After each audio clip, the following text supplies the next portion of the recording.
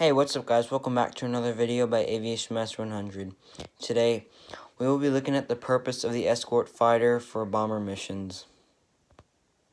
So when the 8th Air Force arrived in Europe and started doing bombing missions, they noticed that they were losing a lot of bombers, to enemy fighters and flak, but mostly enemy fighters, because they're getting shot down by MU-109s, Focke-Wulf FW-190s, and they were losing a lot of bombers.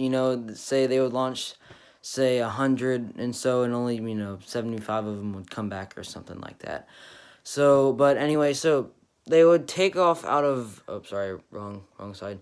They would take off out of bases in the United Kingdom, and if you want to know more, they would get into formation. And if you want to know more about how they got into formation and stuff like that, be sure to check out my assembly ships video.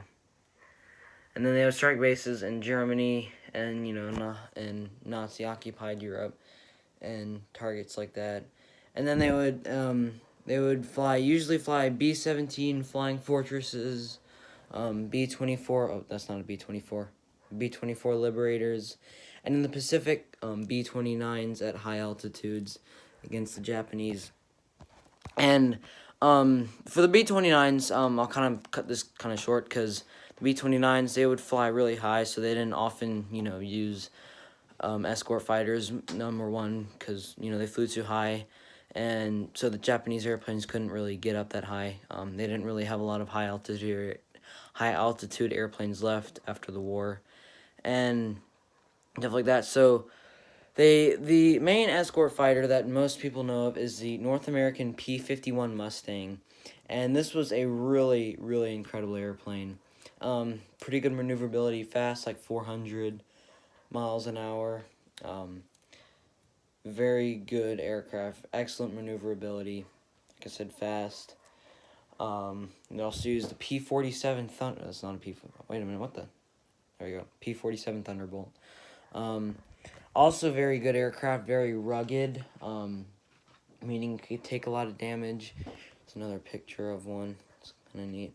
Then this is actually the Razorback model. As you can see right there, it's not a bubble canopy like it was on. Sorry about that one.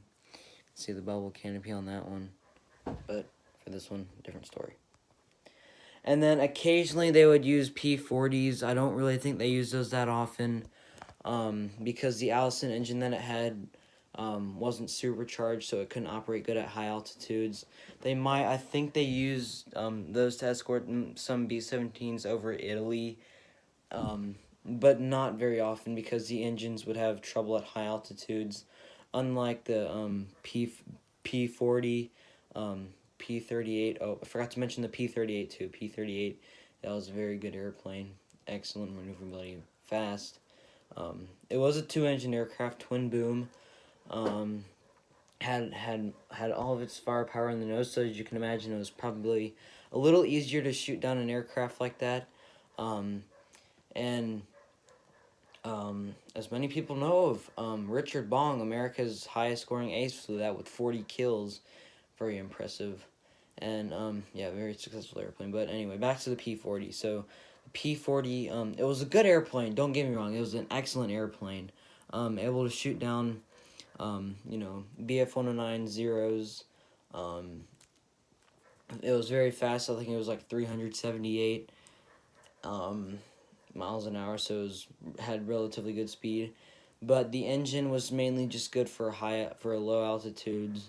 Not really meant for high altitudes or anything like that. For escorting, for the escorting role. And then some of you might be wondering about the P-39 Air Cobra. We did not use those at all for bombers. Actually, no, I take that back. I think we actually did use some in the Pacific, not in Europe, because I think only the British deployed those in Europe I think it was in 1941, and they didn't do too good with them.